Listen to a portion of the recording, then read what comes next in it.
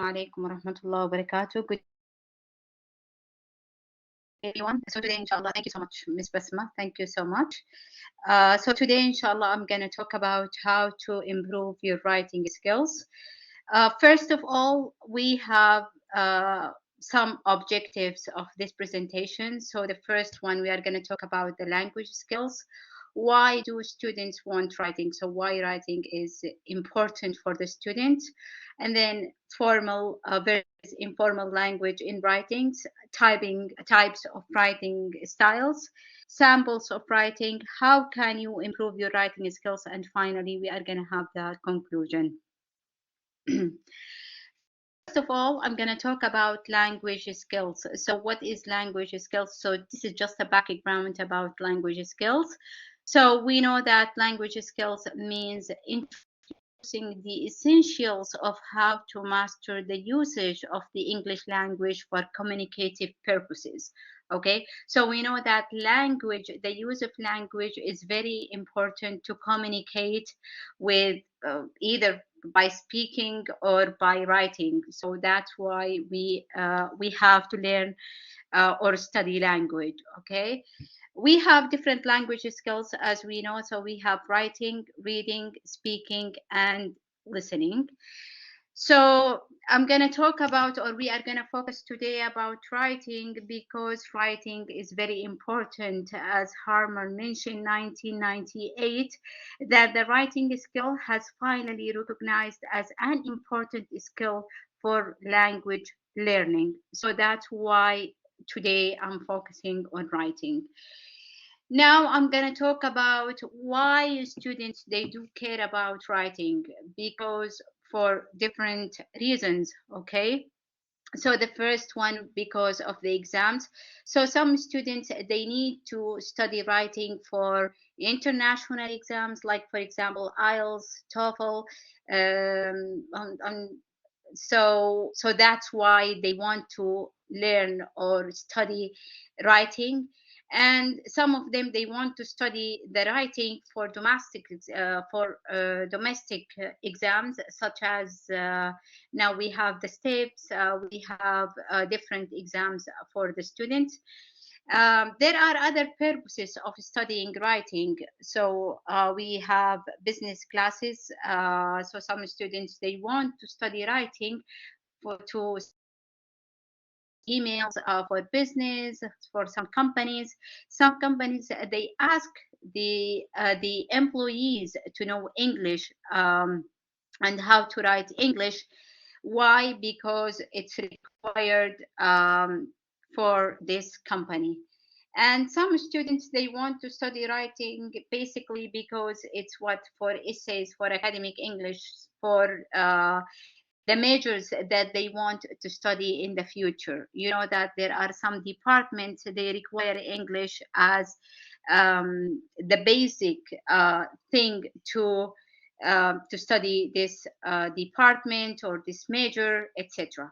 So that's why students tend to study writing for their different purposes of learning. Okay, now I'm gonna move on to talk about formal versus informal language in writing. So we have different languages that we can use in writing.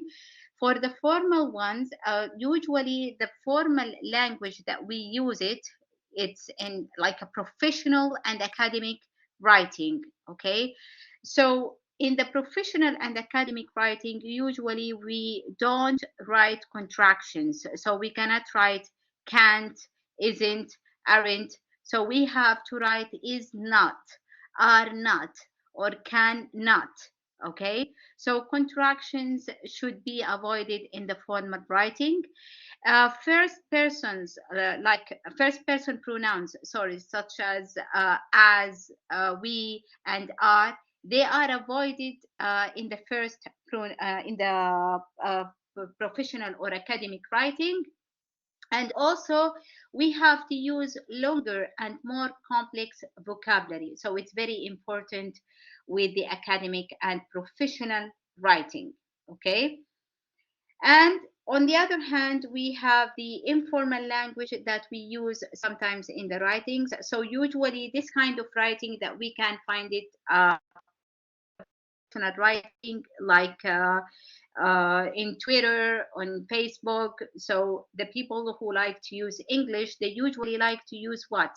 Casual, like like to use contractions. For example, they can use isn't, aren't, and they like to use the first person pronouns like I, we, and finally they like to use short and easy words, so they tend to use short utterances. Okay, usually we can find this kind of language, of informal language, in creative writing, and also we can find them in text messages. Okay, so students have to know about the differences between these two kinds of using language in writings. Okay, we know that there are many types of writing styles, so there are different or many. So actually when I searched about this, or when I was about to talk about this, I found different things, but I think the main types of writing styles are the persuasive,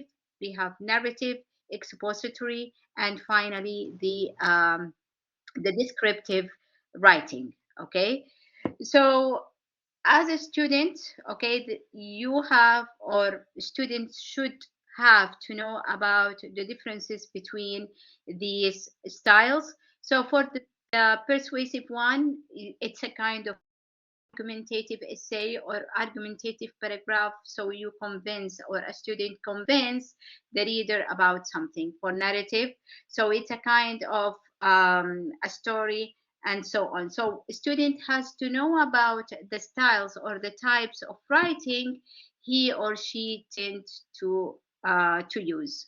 Okay, after that, here I have some samples of writings, and I would like to ask you about what can you find in these sentences. And of course, these sentences have some mistakes or errors.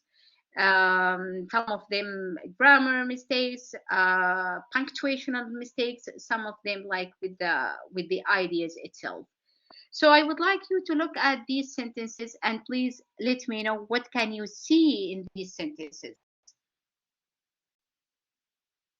Any answer, please?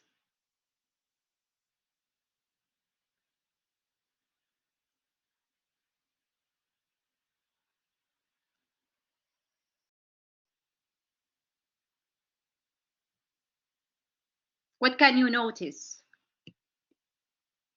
There's grammar and spelling mistakes. A house. Yeah, so here we have, yeah, there are some spelling mistakes that we can see.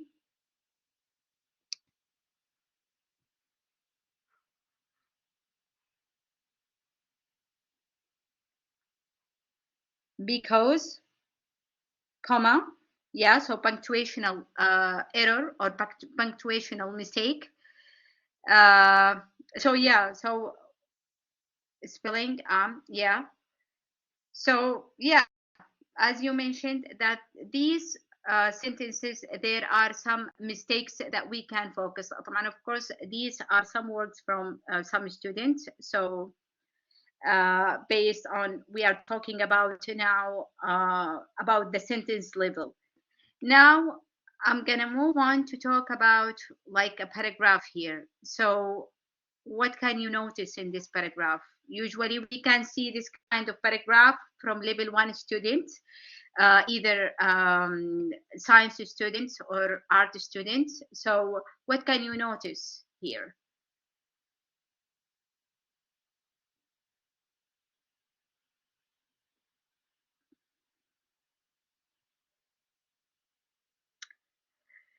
So we have, yeah, capitalization issue here. Okay, the definition. Okay, so we have capitalization. We have what else?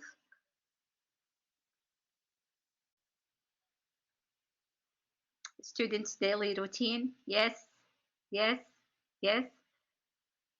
She go grammar. Excellent. Perfect. Usually we can see this like with my students. Usually I face this with my students. When they use the present tense, they insist to use she without okay, about the present tense. Okay, so usually I ask them to practice and practice to focus on that. We with she, he, it, we have to use s with the verb, so it's very important. So yeah, as we see here that the student insists not to use uh, s with the verb.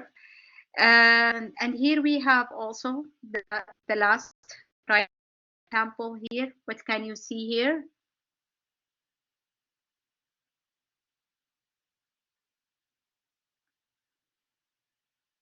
Okay, spelling mistake.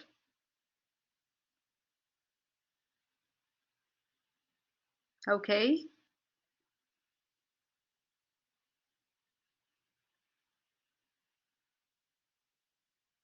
punctuational mistake.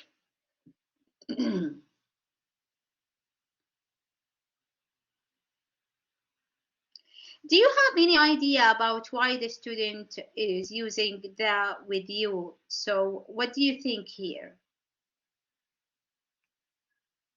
So what do you think here? So we have that you, and here we have another that you. So what do you think he or she means about that? Do you have any idea? Because she or he uh, use this mistake twice. So why do you think like she's using this that you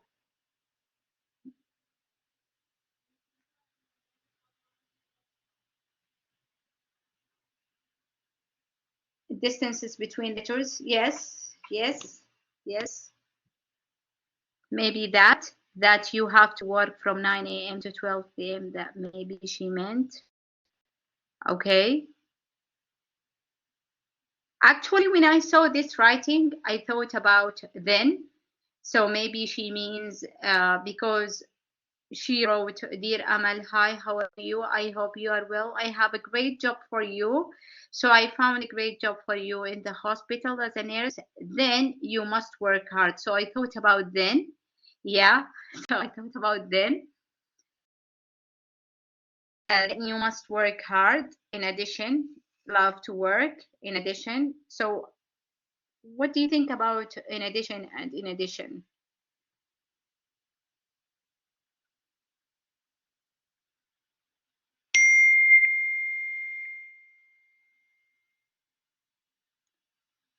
Maybe she likes to use repetition or not? Do you consider this as a repetition or not?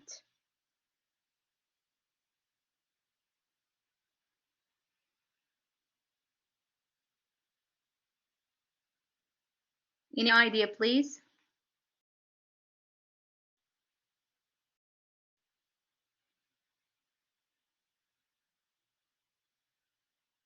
There's no space. Yes, there's no space. What else?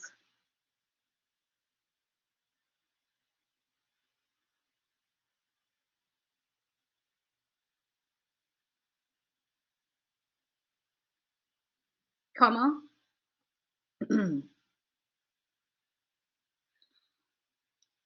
Mm-hmm. I don't have any idea. Okay. So I believe that, or I think that she likes to use repetition. So I can notice, in addition, love to work. And here we don't have a subject. And also we have another, in addition, the salary will be 5,000. So another repetition we have here. And as I told you about that you and that you, so that's why I thought about then. There is a kind also of repetition. She doesn't have advanced vocabulary. Yeah. um I agree with you. Maybe she doesn't have a variety of vocabulary or some words. Yeah, I believe. Thank you so much, Miss Abir.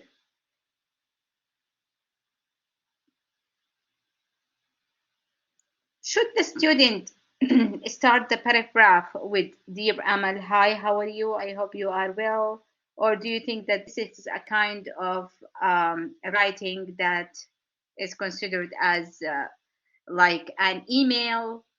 Or what do you think about the writing itself? So the writing style that we have here, what do you think about it?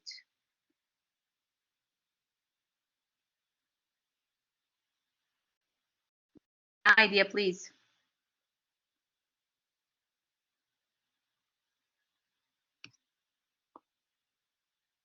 It's informal. Yeah, I agree. Yes, yes, Ms. Shadin, I agree with you. I think this is like a kind of writing that is informal. Maybe she was instructed to write a letter to a friend. Yeah, Ms. Habir. Yeah, I agree with you. Very interesting. So now I'm going to move on to talk about how can students improve their writing skills. So there are different ways of improving writing skills, but what I'm going to focus on uh, these points in two slides. So the first one that we have is planning for writing. So it's very important for the student to plan for writing, not for the students, like for even a researcher who want to search about something. So planning for writing, usually when we have, for example, a narrative writing, so we are talking about a story, okay?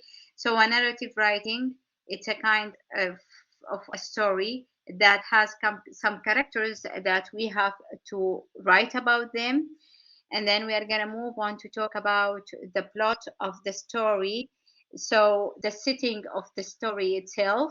So that's why we should have this information as a planning for writing before we start writing. It's very important to plan for writing. Okay. So usually I recommend my students to plan for their writing. So they might use some ways to plan for writing. Okay. First they think about the idea, they think about an image that they have in their mind about the writing, and then they start to outline their ideas. Okay, after that there is very important point that usually I recommend my students to think about: decide on your primary purpose, so whether is to inform or to influence the reader. So what do you think about what's the difference between to inform or to inform influence the reader? Sorry about that. What do you think the difference between these two purposes?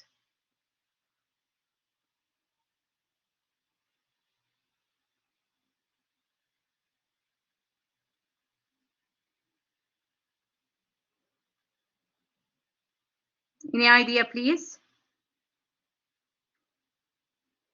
So usually when we write to influence the reader, so we are trying to persuade or to convince the readers to do something. Okay, that's why we think about influence.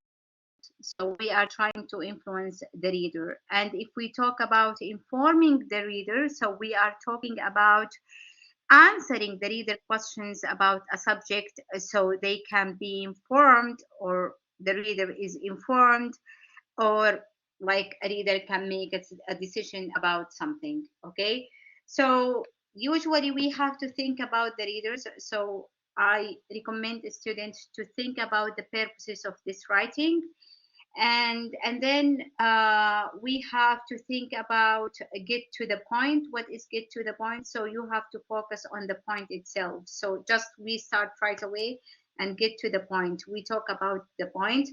We don't um, we don't try to talk about the point in different ways. Why? Because we are afraid of having off topic things or off topic sentences that we don't need them. That's why we have to get to the point.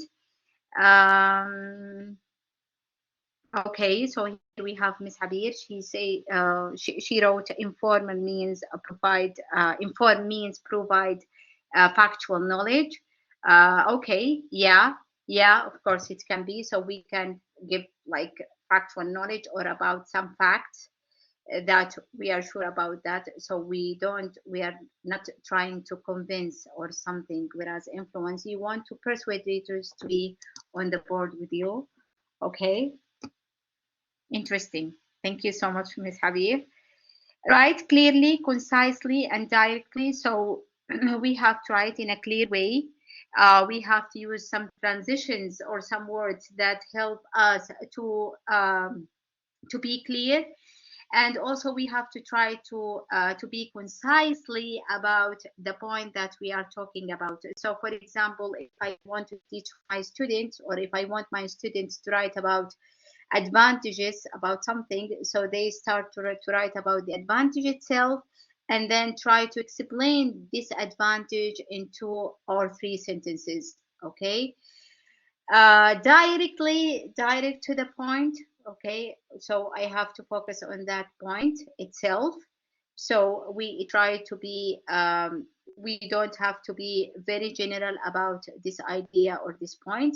Write persuasively, so we have to convince the reader about my ideas, my point of view. So it's very important to write in a way that helps the reader to understand and to be convinced about our ideas. Okay, if we want to influence the reader, don't over explain. Sometimes when a student, they like to over explain, they tend to use repetitions. So repetitions are not good to be used in the professional writing.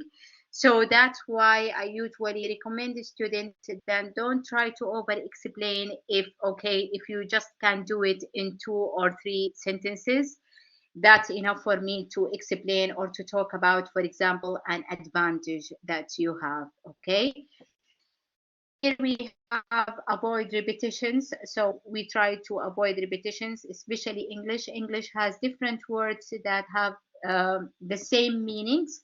So we can use synonyms to instead of using the same word itself. That's very it's gonna help the reader to be interested in this kind of text or writing.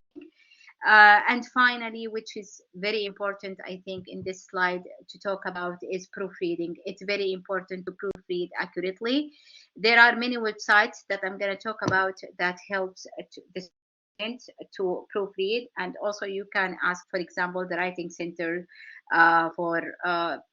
like for proofreading, and get some ideas about your writing. So proofread is very important, very important, very important. Here we have also other points. So we have to use outline. Outline is very important. So we can use a chart. We can use the map, writing map. It helps us to think about our ideas, like what should be the main idea, what should be the thesis statement, and what are the other points that we want to talk about. So some students, for example, they want to talk about advantages and disadvantages or causes and effects. So it helps a lot. Outline helps a lot. And anticipate readers' questions. So we have that may be difficult for level 1 students to anticipate readers' questions. So usually think about the reader. Like, for example, when I teach level 3 students, recommend them to think about the reader's questions. Okay, have you answered all the reader's questions about this topic or not? So think about that. The reader expect what the reader has in his or her mind. So I think this is very important. Read it out loud after you finish the writing itself. Try to read it out loud and see, okay, this writing needs something. Do I have to add something in this paragraph, or should more information in this paragraph? What should I do in this one? Okay, what about the grammatical mistakes in this paragraph? Should I proofread it again or not? So it's very important to read it out loud so you can listen to uh, your writing or to your assessment itself, and you can know about your mistakes from, like, you don't have to ask someone, so you can know it by yourself. Finally, here we have in the practice, practice, and practice. It's very important to practice, especially the grammar, the vocabulary. Why? Because vocabulary helps us to have different words, and for the grammar helps us to know, like, which tense that I have to use in this body paragraph. Should I focus past, present, or future? So it's very important to practice, practice, and practice. Also practice writing itself. Try to write. Try to use your phone in English so you can write English sentences. So it's very important to practice. Very important to practice.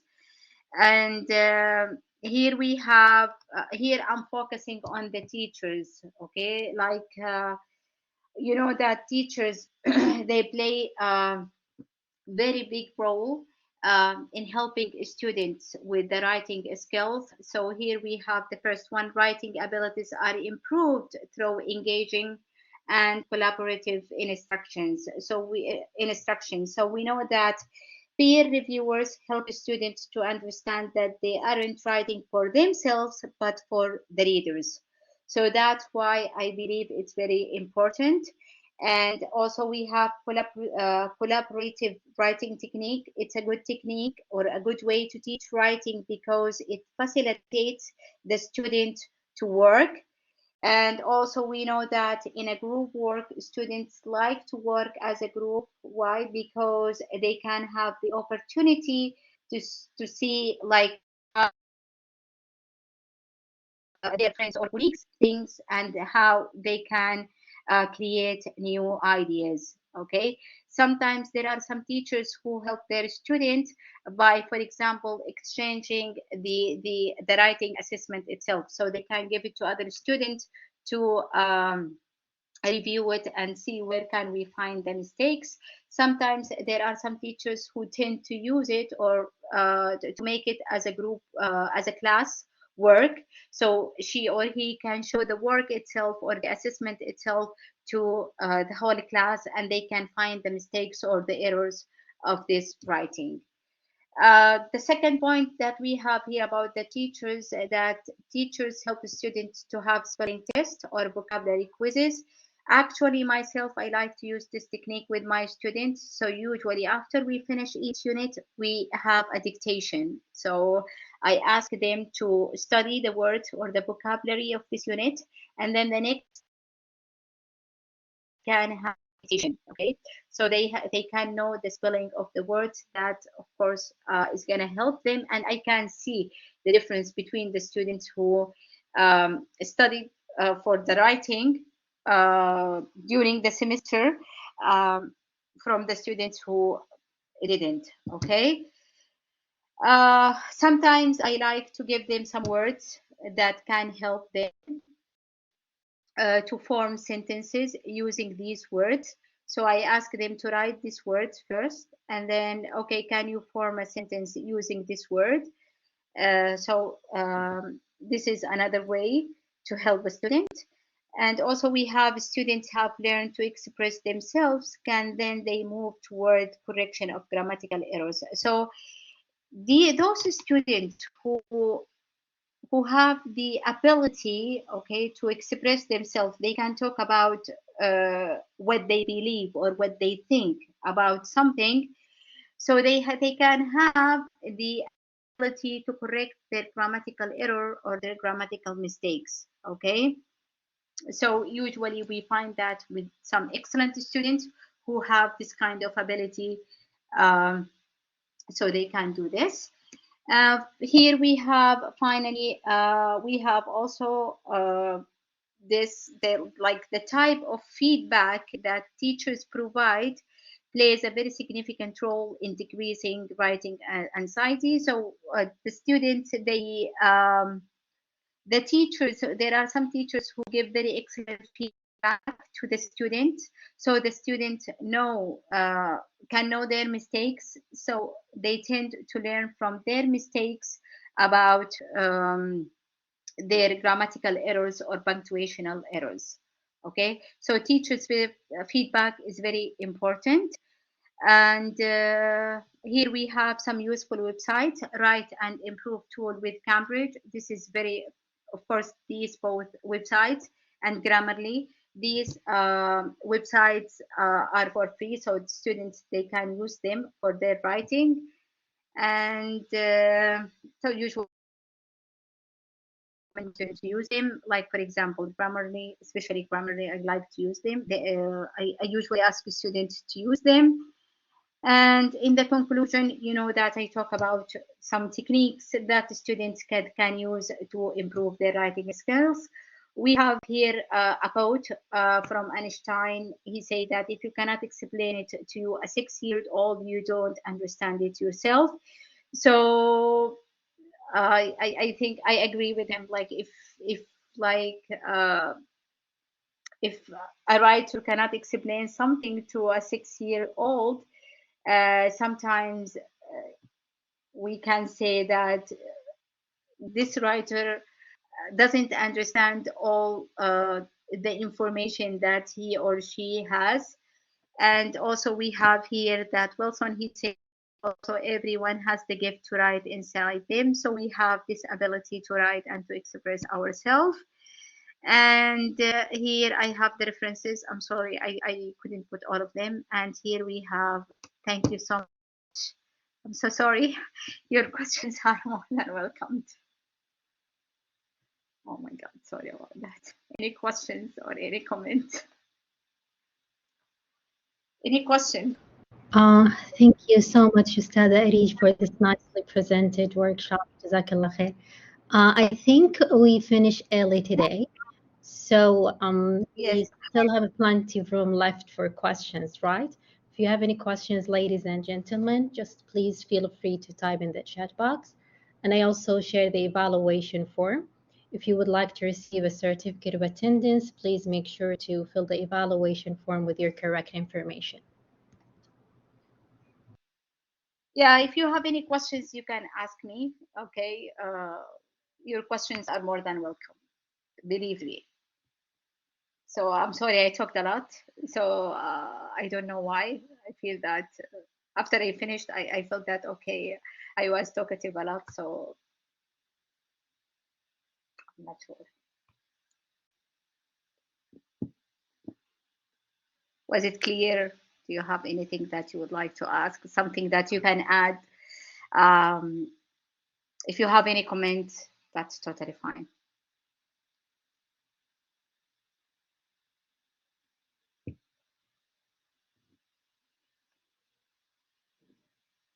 You are welcome. You are welcome, Miss Widad, Miss Widad Khalid, Miss Widad Al Malki. You are welcome.